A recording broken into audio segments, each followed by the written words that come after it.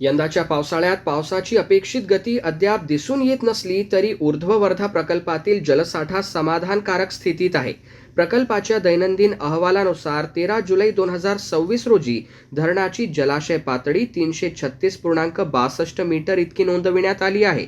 धरणातील एकूण जलसाठा 402.50 दशलक्ष घनमीटर तर उपयुक्त जलसाठा 266.68 दशलक्ष घनमीटर असून तो 47.98% आहे. अहवालानुसार आज धरण परिसरात पावसाची नोंद झालेली नाही, तर चालू हंगामात आतापर्यंत 226 मिलीमीटर पावसाची नोंद झाली आहे. त्यामुळे धरणातील पाणीसाठ्यात मोठी वाढ झालेली नसली तरी सध्याचा साठा स्थिर आहे.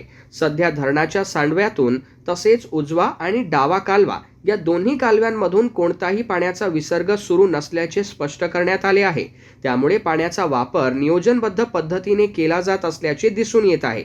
मागील वर्षी याच दिवशी धरणातील उपयुक्त जलसाठा 269.33 दशलक्ष घनमीटर, जलसाठा 48.05% आणि जलाशयाची पातळी 336.63 मीटर इतकी होती. यंदाच्या तुलनेत जलाशयाची पातळी आणि जलसाठा जवळपास समान असल्याचे आकडेवारीवरून स्पष्ट होते. मात्र पुढील काही दिवसात पावसाचा जोर वाढल्यास धरणातील जलसाठ्यात आणखीन वाढ होण्याची शक्यता व्यक्त केली जात आहे.